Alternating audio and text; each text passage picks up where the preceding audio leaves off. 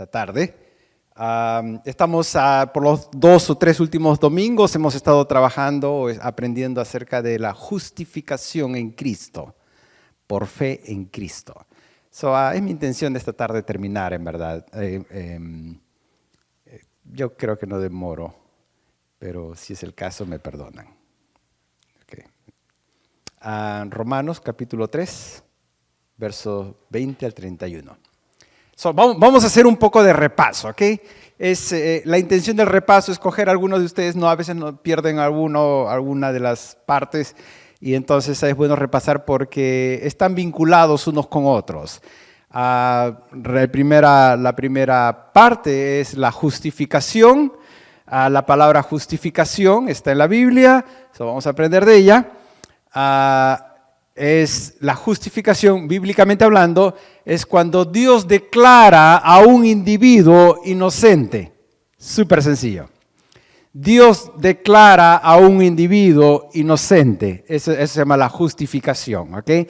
La justificación básicamente tiene que ver con el hecho de que Dios es el juez supremo, en el sentido de que Dios creó el mundo consciente, espiritual, moral, en el cual usted y yo vivimos, el mundo moral, maldad, amor, perversidad, perdón, fe, el mundo moral es tan real como usted y yo, como el mundo físico, y es el mismo creador. Y Dios, así como es el Dios Padre, como es el creador, es el mismo juez y regidor del mundo físico y del mundo moral y del mundo espiritual.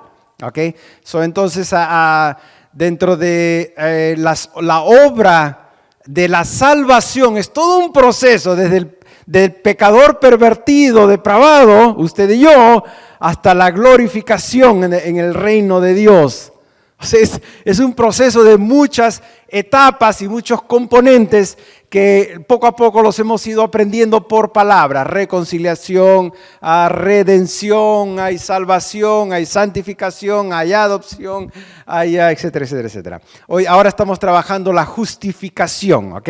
Que es uno de los componentes de este proceso. En un punto tiene que suceder. Tengo que encontrar un pasaje o 2 pasajes a lo más ideales que nos ayuden a entender todo cómo estos componentes se van desarrollando y cómo trabajan uno con otro y por qué Dios escoge, por decirles, a santificar o convertirnos, ¿no? La conversión, el arrepentimiento, convertir el ser interior y llevarnos a un proceso de santidad. Eso es trabajo interior, pero a la misma vez nos justifica que eso es un evento forense, está fuera del ser. O sea, la justificación no nos hace, Carla, no nos hace mejores. O sea, internamente hablando, no nos hace más santos, no nos hace más buenos, no nos hace más malos, no nos hace nada. La justificación es un hecho fuera de nosotros, en el cual Dios nos coloca en una condición correcta delante de Dios, se nos declara inocentes. Es un acto legal, en verdad, legal delante del juez supremo. No estoy hablando de la ley americana o la ley de cierto país, estoy hablando de la ley de Dios, del Dios eterno que establece su ley moral, consciente a la humanidad que ha creado. No nos tiró en el jardín del Edén y nos dijo, hagan lo que quieran. No, le dijo, vaya, multiplíquese, cuiden, pónganle nombre. O sea, le dio obra, le dio normas. De ese árbol no coman, le dice. O sea, le dio estándares por los cuales vivir y de los cuales se va a definir mi relación con Dios. Luz, tu relación con Dios está en base no a cuán bonito, cuán feo, cuánto dinero, cuánta educación, está en base a de qué manera te relacionas con Él, cuánta obediencia, cuán cerca en su manera de pensar y de sentir tú estás delante de Él. Okay. Ese es el mundo y la justificación nos coloca en la posición legalmente inocentes. ¿Por qué? Porque usted y yo pecamos. Okay. La palabra justificación, habíamos visto, tenía 2 componentes básicamente. Uno es en el que se nos quitan los pecados. Okay. Uno se nos quita los pecados y en el otro es donde se nos imputa, se nos pone, se nos cubre con la rectitud de Cristo. Habíamos visto ya la primera parte de la justificación. Hemos visto el domingo pasado la imputación. Habíamos visto parte de la historia, vamos a repasarlo después. Es Dios recubriendo nuestras personas. Porque todavía, Mónica, todavía en nuestra vida hay miseria. No me lo tienen que decir, no me tienen que contar nada, no me cuenten nada, no quiero saber nada. Pero yo sí sé que hay miseria, Jaime. Por muy lindo que se te vea, tú, a John lo veas, oh, mi hijo prefiere tan hermoso, es perfecto. No, hay miseria en el muchacho. Está ahí desde que nacemos y va a seguir con nosotros. Dios nos recubre de la rectitud de Cristo y hoy día vamos a ver por qué y para qué es esta razón. Estamos ahí. Ya habíamos visto imputación, es otra palabrita. Ahora vamos a ver, quiero trabajar hoy día lo que es la rectitud de Cristo. Quiero hacer una cápita, quiero hacer una mención de algo, que la Biblia, nuestra Biblia, la Reina Valera, en la de inglés no tiene esta situación. La palabra justificación en español, la Biblia fue escrita en un idioma antiguo, el hebreo, el Nuevo Testamento en el griego. Entonces, en ellos la palabra justificación usan dos palabras. En español usamos una, justicia, justificación, justo. Todos parecen hermanitos, parecen salidos de la misma familia. No lo son. En inglés usted va a encontrar la palabra justification y righteousness. En uno es justicia y en el otro es un buen comportamiento. Justicia del Dios que rige lo justo, el sentido de hacer las cosas correctas, y el otro es hacer las cosas bien, como Dios le agrada. Vamos a ver después la diferencia. En español tenemos esta situación con la Biblia un poquito diferente, por eso es un poquito confuso a veces en nuestra versión Reina Valera. Vamos a trabajarlo. ¿Okay? Romanos capítulo 3, verso 20 al 31. Tomo la lectura yo. Dice, verso 19 al 31, va para adelante. Dice, pero sabemos que todo lo que la ley dice, lo dice a los que están bajo la ley, para que toda boca se cierre y todo mundo quede bajo el juicio de Dios. Ya que por las obras de la ley, ningún ser humano será justificado delante de él, porque por medio de la ley es el conocimiento del pecado. Aquí. Okay. Todo mundo está bajo la ley. La ley de Moisés es reflejo del carácter moral de Dios. O sea, si usted quiere entender el carácter moral, cómo Dios entiende lo que es bueno y malo y lo correcto de vivir, de comportarse, el reflejo son los 10 mandamientos. Son más que 10 mandamientos, hay más normas, pero básicamente, elementalmente son los 10 mandamientos. No tendrás otros dioses, no robarás, no matarás, no adulterarás, no codiciarás, honrarás a papá y mamá, y todas estas cositas son parte de la ley moral que refleja la persona moral, el perfil moral del Dios eterno. ¿Okay? Entonces cuando se da la ley, la intención de la ley no fue hacernos mejor en verdad. Oh, la ley de Moisés, pero nos pedía que lo obedezcamos. Sí, Dios le pedía, Jehová le pedía al pueblo que lo obedezcan, pero no para hacerlos mejores, sino para que entendieran que eran incapaces de cumplir la ley de Dios. Oye, pero qué un poquito miserable la cosa, ¿no? O sea, me da una ley sabiendo que no la voy a poder cumplir y me pide que la cumpla. Sí, pero le dio animalitos para hacer sacrificios porque sabía que no iban a cumplirla. Le dice, sacrifiquen como perdón de pecado de no poder cumplir la ley. Y entonces fue formándose en la mente de la sociedad judía nuestra incapacidad humana de poder alcanzar la perfección del Dios eterno reflejada en la ley de Moisés. Esa es la primera parte. Verso 20 otra vez. Ya que por las obras de la ley ningún ser humano será justificado. O sea que no van a encontrar perdón delante de él. Porque por medio de la ley es el conocimiento del pecado. Verso 21. Pero ahora, aparte de la ley, se ha manifestado la justicia de Dios, testificada por la ley y por los profetas, la justicia de Dios por medio de la fe en Jesucristo, para todos los que creen en Él, porque no hay diferencia por cuanto todos pecaron y están destituidos de la gloria de Dios. Es un dado, la ley se los demostró por milenios, de que todos estamos en condición de pecado. Y que en la revelación, cuando viene Cristo, le dice, ahora, junto con la ley, para darle la profundidad y el entendimiento completo a la ley, viene Cristo para revelarse y ayudarnos a entender de que la única manera de encontrar esa aprobación delante de Dios no era a través de la ley, ya lo sabíamos, pero iba a ser a través de Cristo por fe en Él. Sencillamente así de loco era. Solamente tenías que creer que ese Cristo es el que te daba acceso o te hacía justo, te encontrabas perdón de pecado delante de Dios. Amén.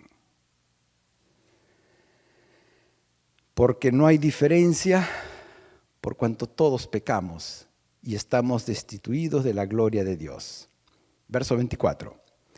Siendo justificados gratuitamente por su gracia, mediante la redención que es en Cristo Jesús. Gratuitamente, gratuito para usted y para mí. Para Cristo no lo fue. ¿Sí? Ese es el sentido de que la justificación, el hecho que Dios nos quita el pecado, nos declara libres, era un hecho en el cual usted y yo no teníamos que dar nada. Cristo lo dio todo. Punto.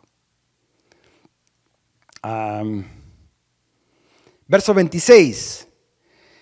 Con la mira de manifestar en este tiempo su justicia, a fin de que Él sea el justo y el que justifica al que es de la fe de Jesús. Verso 27. ¿Dónde pues está la jactancia? Queda excluida. ¿Por cuál ley? ¿Por la ley de las obras? No, sino por la ley de la fe. Entonces, ¿de qué el hombre se puede jactar, usted y yo? ¿Porque nos portamos bien o porque vamos a la iglesia o porque ayudamos al pobre o porque... ¿De dónde está la jactancia? ¿Es por lo que usted y yo podemos hacer? No, le dice. La única puerta que se habrá abierto para ser justificados, declarados sin culpa, inocentes delante de Dios, es por creer en Cristo. Es un hecho de fe. No es por la ley, es por fe. Verso 28. Concluimos pues que el hombre es justificado por fe sin las obras de la ley. ¿Es Dios solamente Dios de los judíos? No. ¿No es también Dios de los gentiles? Ciertamente, también de los gentiles, porque Dios es uno y Él justificará por la fe a los de la circuncisión y por medio de la fe a los de la incircuncisión, gentiles, usted y yo. Luego, por la fe invalidamos la ley, de ninguna manera, confirmamos la ley. Confirmamos de que la ley es reflejo de Dios, del carácter moral de Dios, es que era necesario obedecerla, y confirmamos que la misma ley decía que nosotros, si no la cumplíamos, necesitamos alguien que venga a expiar nuestros pecados, y ese era Cristo. Confirmamos lo que la ley había estado diciendo sencillamente. Cristo lo confirma. Amén. Hasta ahí quedamos. Esta es la parte. Este es el evento de la justificación. Necesitamos machacar esto. La razón, la condición de pecado del hombre y la mujer, número uno. La herramienta, Cristo. Él viene y paga por nuestros pecados para que a nosotros se nos declare inocentes. ¿Por qué? Porque la imputación, Dios imputa nuestros pecados y se los pone a Cristo. Y la rectitud de Cristo se nos coloca a nosotros. Es un evento de Dios. Son las dinámicas de Dios. Dios es la manera como Él resuelve este conflicto, manteniendo Él su carácter justo, moral, de amor, de perdón. No es que se hace de la vista gorda y dice, oh, yo no vi la mentira que hiciste. No. Él dice, mentiste, alguien tiene que pagarlo. Y dice, yo sé que tú no puedes. Deja que mi hijo lo haga. ¿Okay? Esa es su economía, se llama la economía de Dios. Este proceso, una vez encontramos y una vez Cristo paga, es necesario. O sea, Cristo muere y está a la oferta de todos. Pero requiere de usted y de yo y de mi persona que creamos en Él. Que tengamos la fe en Cristo, que lo que Él hizo, es nuestro ahora. Lo aceptemos como Salvador, como el Cordero de Dios que paga el pecado, su pecado y mi pecado. Okay, ese es un acto de fe. Y una vez yo recibo esto, una vez yo lo acepto por fe, gratuitamente, porque no me están cobrando nada, no me están diciendo, oye, suéltate unos pesos, o tienes que hacer esto, o camina de rodillas. No tienes que hacer nada, le dice, solo tienes que creerle.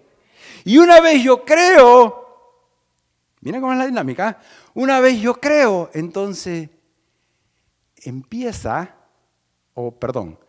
Dios nos declara, yo creí y Dios nos declara justos. Y cuando nos declara justos, empieza el proceso de la santificación. Ese pan lo vamos a comer más adelante, otro día, es más completo, ¿ok? Pero solo para tener el cuadro. Nos arrepentimos, Cristo muere en la cruz, nos arrepentimos, lo aceptamos como Salvador, Dios nos declara justos, solo por creerle. No tienes que haber hecho nada. Si no, pregúntale al ladrón que estaba allá parado. ¿Qué hizo? Nada, solo dijo, acuérdate de mí cuando estés en el paraíso. Jesús, de cierto te digo que hoy, no mañana, hoy estás conmigo en el paraíso. No tuvo que hacer nada, solo tuvo que confesar y creer. Y eso es suficiente. Y usted y yo confesamos y creímos y entonces se nos declara justos.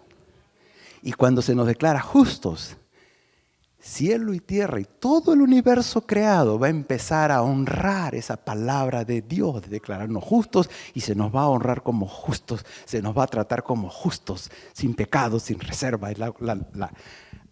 Las leyes del universo moral, espiritual, van a honrar lo que Dios nos ha declarado justos. Y nos vamos a mover en otra dimensión. Nos tenemos que mover en otra dimensión. Ahora, declarados justos, empieza el proceso de la santificación, el interno. Es un proceso de toda la vida. Amén. Ese es el proceso. Ahora, ¿cuál es esta rectitud de Cristo? Okay, la rectitud de Cristo que se nos imputa a nosotros, ¿okay? A Él se le pone nuestro pecado y a nosotros se nos pone la rectitud de Él. Esa rectitud es el Cristo hombre que vive en obediencia perfecta delante del Padre. No estoy hablando del Jesús divino, estoy hablando del Jesús el hombre que nace de María y de José. Y dice la palabra que cuando niño, dice, y crecía en gracia delante de Dios y delante de los hombres. Por 33 años ese hombre, Jesús, no mintió, no codició, honró a su papá, a su mamá. Jaime, ni un solo pensamiento malo, ni uno, ni a pedacitos siquiera, Rafi, ni siquiera por un segundo en su mente cruzó envidia, cruzó enojo, cruzó codicia, cruzó lascivia, cruzó deseo, ni aún de niño maltrató a otro niño, que los niños somos buenos para maltratar a otros, no somos crueles nosotros con otros niños, ¿no? Pero no. Y cuando vio hay un evangelio, el evangelio de Lucas, se le llaman el evangelio de las mujeres. Se las conté una vez, creo, ¿no? Creo que sí, se los he dicho. Es el evangelio donde nombran más mujeres que todos. Aquí es como el evangelio de Lucas, todas son mujeres, santo Dios. Y pura mujer, lo sirven, le siguen, desde María, Elizabeth, y lo atendían, iban detrás de él, le lloran, lo entierran, todo lo hacen las mujeres. O sea que no, lo del divino maestro no es nuevo, ¿ok? Esa cosa siempre ha sido así. Entonces, pero ¿sabe qué? No las codiciaba. 33 años. Estaba joven, ¿no? Pero no las codició. no les tocó la mano ni la pierna para aprovecharse. ¿Cuántos que tienen la oportunidad de tener poder lo hacen? Es duro esto. La rectitud de él no solamente era con Dios, sino era con el hombre. ¿Sabe cómo lo dice? Hay ciertas historias que lo ilustran la rectitud de él, y yo quiero traer esa mención para buen entendimiento, ¿no? Mateo 5, si vamos allá un ratito, brevemente. Mateo 5, verso 20, hablando de Jesús y la ley, dice,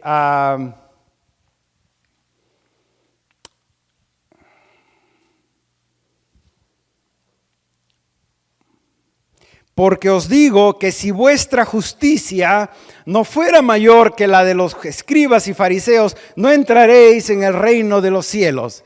Porque si vuestra justicia no fuere mayor que la de los escribas y los fariseos. No, los escribas y los fariseos es aquellos que tenían control de la religión. Eran los dueños y señores del judaísmo. Ellos tenían la ley de Moisés, ellos la entendían, ellos la estudiaban, ellos la enseñaban y ellos la cambiaban también. Ellos hacían lo que querían ahí. Y entonces Jesús viene y le dice, si vuestra justicia no es mayor que la del hombre, que es muy natural, entonces no van a tener acceso al reino de Dios.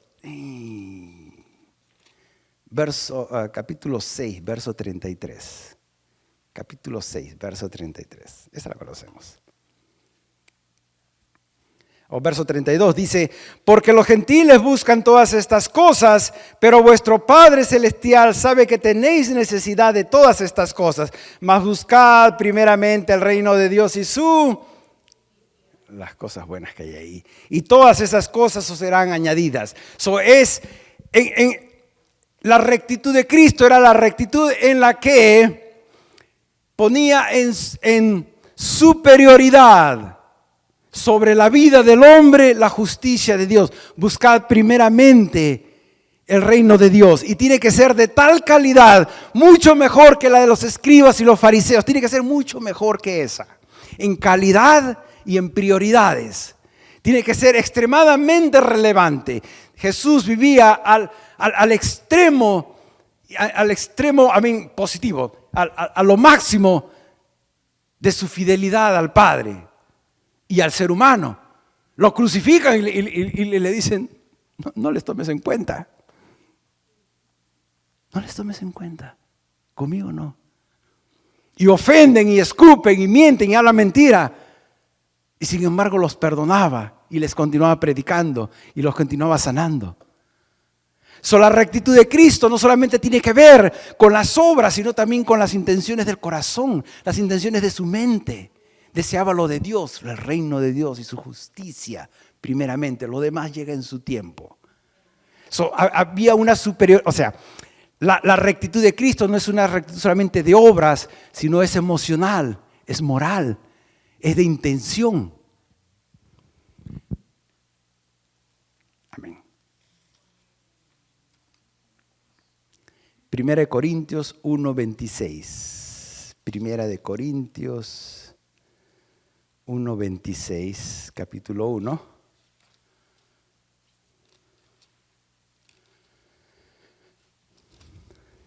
Capítulo 1, verso 26. Pues mirad, hermanos, vuestra vocación, que no sois muchos sabios según la carne, ni muchos poderosos, ni muchos nobles, sino que lo necio del mundo escogió Dios para avergonzar a lo sabio, y lo débil del mundo escogió Dios para avergonzar a lo fuerte, y lo vil del mundo y lo menospreciado escogió Dios, y lo que no es para deshacer lo que es, a fin de que nadie se jacte en su presencia. Mas por él estáis vosotros en Cristo Jesús, el cual nos ha sido hecho por Dios sabiduría, justificación, santificación y redención, para que, como está escrito, el que se gloríe, gloríese en el Señor. Y esta es la intención de la rectitud, de imponernos la rectitud de Cristo en nosotros, de que el hombre y la mujer no se vanaglorien, De que no pensemos que las cosas buenas, que algunas hacemos buenas. No estoy diciendo que no hay buenas intenciones, hay buenas obras, pero esas buenas intenciones y buenas obras que hacemos por la vida dentro de la iglesia, estoy hablando de la iglesia, no estoy hablando del mundo, el mundo está en otro lado. Estoy hablando de los que ya conocemos en Cristo, de que las buenas intenciones que aún tenemos aquí, Rafi, dentro de la iglesia, no le llegan ni a los talones a lo que Cristo es y hace. O sea, si no...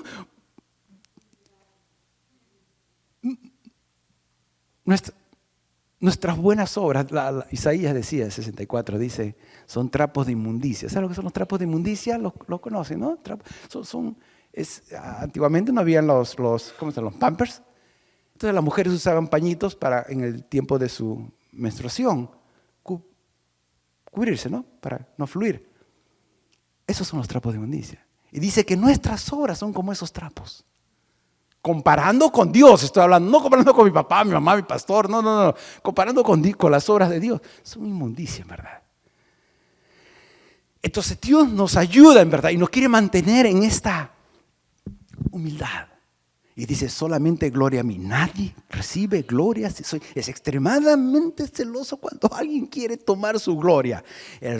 Y se lo digo por experiencia personal. Cuando el hombre a veces inconscientemente, en nuestra torpeza, que asumimos que hay cosas que son nuestras. Y que porque soy pastor, y porque tengo dones, y porque tengo recursos, y porque tengo habilidad, y porque tengo nombre, y porque tengo. ¿Sabes lo que hace? Dios te va de una y te va a tirar al piso. Te lo digo porque lo he vivido. Y yo no entendía por qué. Yo le decía, ¿por qué yo sirviendo de casi 20 años me pagas con esto? Después con el tiempo entiende de que el hombre en su naturaleza es perverso. Oye, estoy hablando del cristiano. Todavía hay perversidad en nuestro corazón. Y inconscientemente a veces caemos en estas glorias de hombre y nos atrevemos a tocar, a querer poseer algo de lo que Dios dice. Espérate, Lorenzo, tú estás mal, le dice, para el piso. Es más saludable para Lorenzo estar tirado en el piso que estar levantando, cogiendo alas. Mónica, a veces uno no entiende estas cosas. Y usted y yo no las entendemos hasta después, cuando Él viene y revela. Y dice, es por tu bien. Entonces, el propósito de cubrirnos de la rectitud de Cristo es ayudarnos a conservar todavía esta miseria de hombre que tenemos que vivir hasta el día de la glorificación. Más adelante viene eso. Pero en esa ayuda, necesitamos que entendemos que nosotros no merecemos nada. Pero un poquito, aunque sea, come on, te estoy sirviendo tanto, estoy haciendo, pues dame ahora honra un poquito. Nada, no te va a hacer bien. Al contrario, te va a destruir. Y entonces nos mantiene en niveles de humildad. Es bueno ser humilde, ¿sabe? Porque dice que cosa dura es que Dios te humille. Mejor humíllese usted solo. Yo cuando veo hermanos que están en orgullo, yo le digo, hermano, humíllese, o a mis hijos, ¿no? Humíllate porque cuando Dios pone la mano, cosa dura. Entonces la rectitud, nuestra rectitud comparando con la de Él, es nada. No le dé vueltas, no la pelee.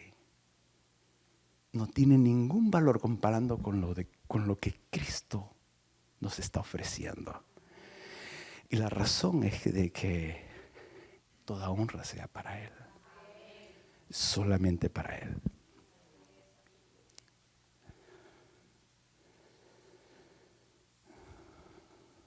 Uno de los conflictos mayores que tiene el hombre y la mujer para poder recibir la justicia de Dios en su plenitud es la self-righteousness, el sentirse que su justicia propia es autosuficiente, la autojusticia, el yo sentirme que estoy en lo correcto. Es una actitud bien sutil. En verdad es un pecado de actitud, no muchas veces de obras. Porque los fariseos, ¿saben lo que hacían? Los fariseos hacían todas las cosas a la perfección, eran buenísimos en la iglesia, eran excelentes. No había por dónde encontrarles error a ellos. todas se las sabían, hasta el anís lo diezmaban, hasta el ultimito, el anís, las cosas pequeñitas. Tenían 10 granitos de anís o como 10 granitos de arroz y de ahí se paraban, decían 9 para mí y 1 para el Señor. Eran buenos, o sea, ¿quién les reclamaba eso, no? Eran detallosos en todo, en cumplir la obra, en venir a la iglesia, en dar el diezmo, en dar la ofrenda, en rezar, en orar. Eran excelentes. Pero ellos sentían de que eso crearon un orgullo moral. O sea, yo soy mejor que Rafi, porque mira, Rafi siempre está, él no predica, yo sí predico. Y se te va levantando esto. Esa autosuficiencia, ese sentido de mi rectitud personal, es el peor enemigo de la justicia de Cristo. Cuando nos movemos en este ego personal, es bien sutil, usted no lo percibe. No podemos vivir en la justicia de Dios y no podemos recibir, ni vivir en la justicia de Él, ni en la paz de Él, ni en las bendiciones de esta justicia que se nos ha dado. Usted va a encontrar típicamente, ¿okay? Empezamos a coger cierta hipocresía. O sea, empezamos a ocultar, o sea, tengo una vida aquí, delante, en el púlpito, y tengo otra vida allá. ¿No? Y uno se siente en esa... Yo trabajo allá en Nueva York, en Roosevelt Island, allá al fondo, nadie me ve allá. Aleluya, digo, mi esposa está por allá, Amílcar está por acá, no, chévere, digo, aquí hago fiesta, ¿no? Porque estamos lejos, ¿no? Y nos sentimos tentados a vivir esa cosita detrás de donde nadie nos ve. No queremos ser transparentes, no queremos exponernos. Y eso es una actitud de, yo puedo hacerlo, el resto para allá. Nos gusta exigir a otros lo que nosotros no podemos hacer. Típico. Nos gusta exigirle al hermano, al pastor, nos gusta exigirle a la esposa, a nuestros hijos, lo que nosotros no podemos hacer. No, tenemos que ir a la iglesia. No, tienes que ser económica, tienes que cuidar el dinero, tienes que... No, tienes que y empezamos a exigir a otros lo que justamente nosotros no podemos hacer. Son señales de que hay algo de esas autosuficiencia. La complacencia. No queremos hacer gran cosa porque ya hice lo suficiente. O sea, donde yo estoy bien, Sonia. No, yo no. No, tú eres la que tiene que trabajar, total, tú esto aquí, tú allá. Yo estoy bien aquí sentado y puedo. Autosuficiencia. El yo. Okay. Todo está centrado en mi persona. Nos empezamos a sentir que todo gira alrededor nuestro. La familia, los hijos, el dinero, el trabajo de la iglesia, que se enseña. Y creamos un ambiente todo alrededor de lo que el yo. El peor enemigo de vivir en la justificación en Cristo es la autosuficiencia o complacencia de lo nuestro.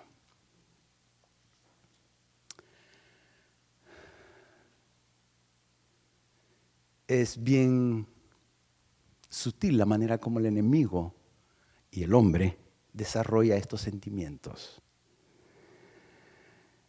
Es bien fácil entrar en esto. Y sabe, déjenme ser honesto, ¿okay? En esto, ¿sí? Todos pasamos por esto. Nadie se escapa de esto. No conozco mucho de sus vidas íntimas y no necesito conocerla. Sencillamente los quiero traer al punto a entender, de ser conscientes de que hay esa autosuficiencia personal, es parte del hombre a la mujer que tenemos que trabajar en nuestras vidas. Está ahí. Cuando tenemos y esta es la victoria, ¿ok? La victoria es esta. Tenemos la vulnerabilidad, la honestidad y la disposición de decir, John, yo no soy mejor que tu hijo. En ningún aspecto. Tenemos las mismas luchas, los mismos problemas, los mismos conflictos. Quizás yo tengo un poquito más adelante porque ya tengo más años, pero tenemos los mismos conflictos como hombres. Nos sentimos tentados iguales. ¿Tú crees que yo no me siento tentado? Yo estoy casado, yo tengo esposa, lindísima mi esposa. Pero cuando yo estoy allá en Roosevelt Island, ahí va detrás mío, el burro ese va ahí detrás mío y dice, suéltame. Vete lejos. No es que papá no me, o mi esposa no me ve. Digo. Y el sentido ese miserable empieza a aparecer, ¿no? Entonces usted viene y te salta al otro lado. Digo, espérate, le digo. Mi rectitud no es nada comparando con lo que Dios me ha dado en Cristo Jesús. Este hombre que está aquí en toda su miseria está envuelto en rectitud de Cristo. Y como estoy envuelto en rectitud de Cristo, voy a vivir como cristiano, voy a vivir como quien está delante del Dios eterno, envuelto en la rectitud, en las obras perfectas del Cristo vivo, y voy a vivir con esa honra. No porque mi esposa me ve o yo me veo o nadie me ve. ¿Sabe por qué? Porque hay un Dios eterno que en su amor y misericordia vino, se entregó, se dio, me salvó y ahora me quiere hacer algo mejor. Y yo voy a estar envolviendo mi tiempo en esta miseria. No. Y cuando nos vienen estos sentimientos de juzgar, porque nos gusta, o sea, no es que nos guste, es parte de nuestra naturaleza, juzgar al prójimo. Cuando alguien nos hace daño, con todo derecho juzgamos, ¿no? Porque nos hizo daño. Y no queremos, nos cuesta saltar a este lado en donde yo... Entonces la mamá de mis hijos, ¿no? Me acuerdo, me llamó una vez, me dijo unas cosas, yo ofendí. Colgué el teléfono, a los minutos el Señor me dice, llama. ¿Llama a quién? Llama. Oiga, yo sentí una mano aquí agarrada, mira. Cogí el teléfono, llamé, perdóname. Nunca debí tratarte de esta manera. Pero ¿sabe qué? Qué lindo se siente después. El hecho de que la otra persona nos haya hecho daño no nos excusa ofenderlos, ni a desearles. Oiga, yo le deseo lo mejor de Cristo para ellos también. Y entonces, pero es un acto de decisión de vivir entre nuestra justicia y la justicia de Cristo. Y es un acto de fe. Es algo que usted escoge. ¿Sabe qué? Se nos dio Espíritu Santo para poder hacer el cambio en cuando usted quiere. Ya el pecado no tiene dominio sobre nosotros. Es Espíritu Santo el que tiene dominio. Y cuando yo escojo vivir correctamente en la rectitud de Cristo, no en la mía, porque la mía es miserable, sino en la de Dios, entonces empiezo a vivir en la justicia de Dios. Y cuando vivo, empiezo a vivir, a moverme en la justicia de Dios, porque sé que estoy cubierto por el Cristo vivo, sé que estoy perdonado, declarado inocente de Dios. Entonces yo voy y empiezo a caminar con autoridad. No autoridad que proviene del nombre, de lo que se me inventó. No, autoridad de que Dios eterno me declaró inocente y vivo en justicia. Entonces la creación va a honrar lo que yo camino. Y yo voy y declaro. ¿Sabe que yo le tengo un aprecio especial a Eric? Y allá en el hospital donde trabajo, si yo les cuento lo que yo veo allá, es otro tema. Pero digo, ¿sabes, Padre? Me siento en el derecho delante tuyo, como hijo tuyo, de declarar libertad. Libre eres, libre eres, libre eres, libre eres. Y todo el quehacer de su vida, incluso el de la iglesia, ¿okay? Nosotros somos una iglesia de carácter, me encanta. Vicky, Rosario, excelente. Mostraron carácter. Parece que tiene carácter. Estas son virtudes, ¿ok? Cuando la iglesia, ya no individuo, emprende a vivir en la posición de justos delante de Dios, hay poder. Hay poder que derrama justamente porque todo va a honrar nuestra nueva posición que ahora la creemos. Podemos vivir con la cabeza debajo de tierra, ignorándola sin saber. No le decía a mi esposa, ya terminó, como cuando uno vive en la sociedad, en pecado, en falta, uno vive escondido, pero una vez vives en la legalidad, tienes derecho a reclamar mi salud, mi pan, mi protección, mi seguridad. Cuando estás en la legalidad, estás en delito, no reclamas, no le vas a la autoridad y le dices, oye, yo soy el ladrón tal y dame mi derecho, mi protección. No, no tienes derecho. Cuando estás en la legalidad, sí, vienes y reclamas. Cuando estás en la legalidad con Dios, vienes y reclamas. Le dice, Padre, sanidad, Padre, provisión, Padre, tu obra, Padre, el reino de Dios sobre todas las cosas. Esta iglesia va a crecer y vamos a hallar caminos, a llevar evangelio a naciones en la autoridad de Cristo que viene por la justificación. Pongámonos de pie, por favor. Gracias por su paciencia.